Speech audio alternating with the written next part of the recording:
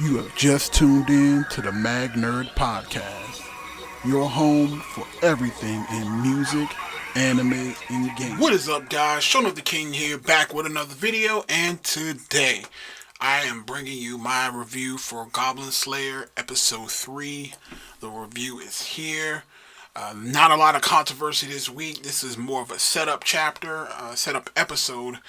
So I know there's a lot of people, even some of my friends included, who've kind of gotten frustrated with Goblin Slayer because after that first initial episode where we had all the drama, all the fighting, all the hype, it's been pretty tame since then. But rejoice, because I can confirm that this is a setup episode, because the next episode, I promise you, whoo, it's gonna be some shit. So just get ready, because next week is gonna be some shit. But before I get into the actual review, some housekeeping as well. As you guys know, I am also the distinguished host of a podcast called the Mag Nerd Podcast, your home for anything in music, anime, and video games. So definitely check out the podcast, subscribe. You can find it on iTunes, you can find it on Stitcher, TuneIn Radio. You can also find it on Google Play as well, also on Spotify. So just look for Mag Nerd Podcast, MAGNERD Podcast. We have about 11 episodes up to date, and we will also be recording more weekly. But with that out of the way, let us jump into the review for Goblin Slayer Episode 3. So, the Coalition of the Willing. We finally get the introduction of the Goblin Slayer Task Force. Now, again, like I said before, this is going to be just a setup chapter. So, again, I know a lot of people are probably upset because we're not seeing a lot of intense action. But sometimes you actually do need a really good story to kind of facilitate those kind of action beats. So you don't always just want action, action, action. You do want to be able to have some substantial story to go along with it. And we get that in this episode. So again, like I said, the personality of Goblin Slayer is actually a lot better than most silent protagonists that we usually get, or MCs. I like to compare Goblin Slayer a lot to Guts from Berserk, because again, they do have the same personalities. Goblin Slayer, he just has an intense hatred for goblins, whereas Guts from Berserk just had an intense hatred for demons of all types and Griffiths.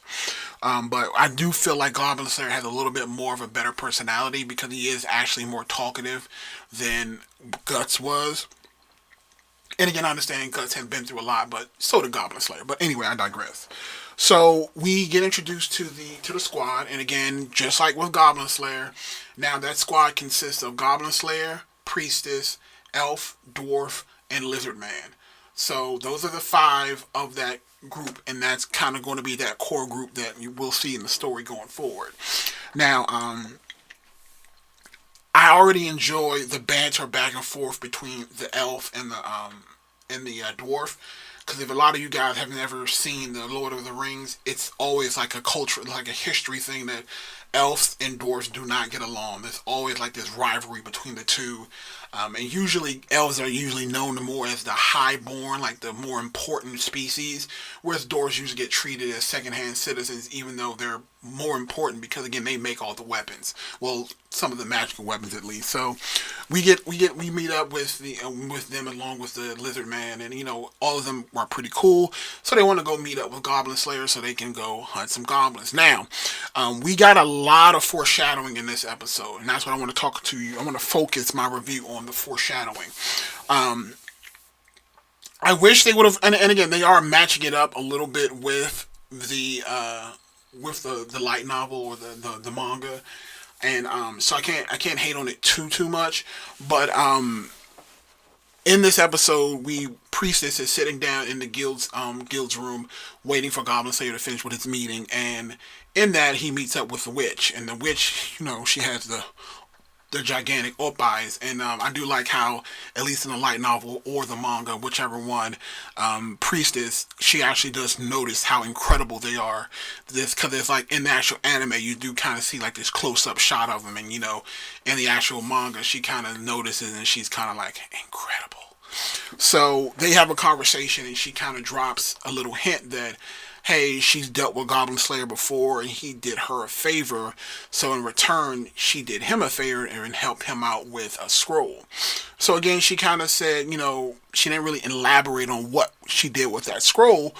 But again, you'll get even more foreshadowing with that said scroll later on in the episode.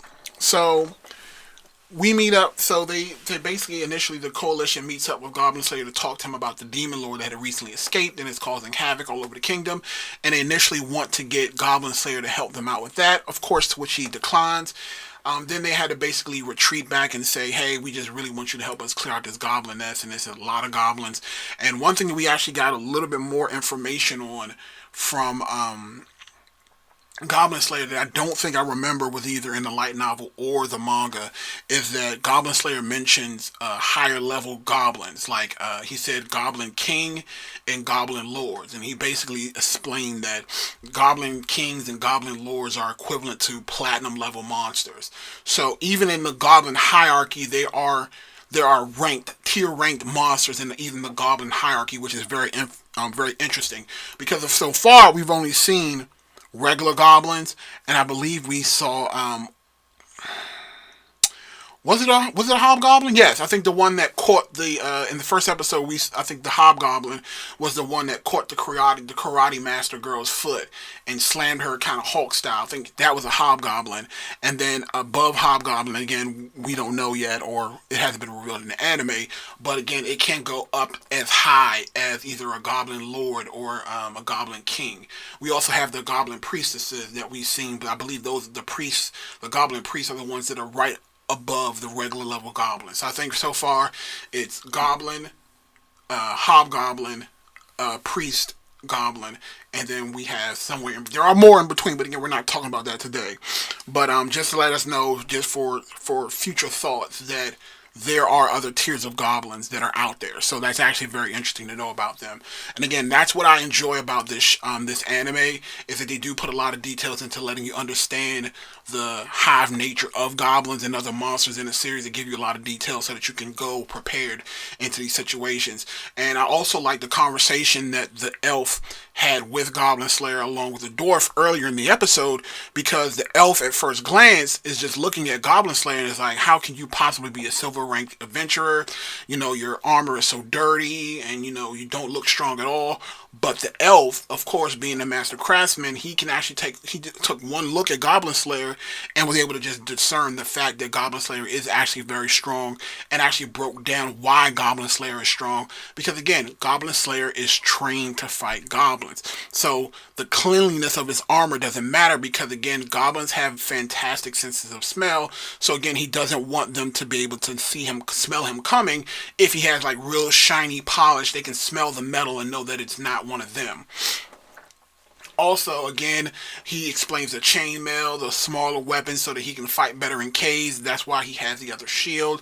Again, it just explains more and more about Goblin Slayer without directly giving the information. So it's almost like the reader, the author of the actual anime and the manga, wants you to learn more about Goblin Slayer without actually just regurgitating the information.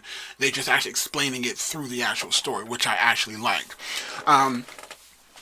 Not much more to talk about this episode other than the second foreshadowing, which was even bigger. As they're sitting down at the fireplace, they're getting to know each other better, telling each other stories about where goblins came from the moons, things of that nature. We also get the second foreshadowing on the scroll, and it's kind of after Goblin Slayer has some of the fire wine from the actual dwarf.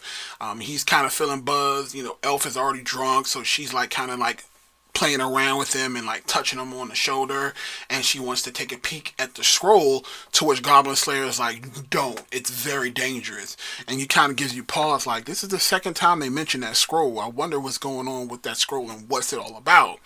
So again, that was the second foreshadowing in the same episode about this one item. So of course, obviously, we know that we're going to find out exactly what's going on with that scroll probably within the next episode or two.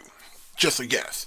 But again, I definitely want people to pay attention to that scroll, because I do think it's going to have some importance as to what's going to happen next as they go into this situation to raid this new goblin nest. Now, the last thing we got to see before the episode ended was that the elf is not to be fucked with. She has got to be the sister of Legolas from Lord of the Rings, because, boy, when she shot that arrow and that thing hit it was almost like I was watching Wanted, that movie with Angelina Jolie, where they would curve the bullets. Like, she curved that arrow, she kind of like shot that shit and was like, blah blah blah, double kill. I was like, ooh, so nice. So yeah, the elf is not to be fucked with, and I'm glad they showed that, just to show that even though she's kind of goofy and kind of silly, when it comes to killing, she is again a force to be reckoned with that with those arrows. So hopefully in the next episode we get to kind of see exactly what else they're capable of.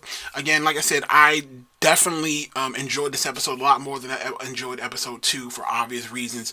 But again, I am definitely sticking with the series. It's a very good show. And again, just for those who are getting frustrated with Goblin Slayer right now because they don't think there's a lot going on, I promise you, episode 4 will not disappoint. Just hang in there. You guys are not ready for what's going to happen in episode 4. I can guarantee you that. But let me know what you guys think. Let me know in the comment section below. Thumbs up the video, subscribe to the channel, and of course, check out the Mag Nerd Podcast. It's your boy. Have a good day.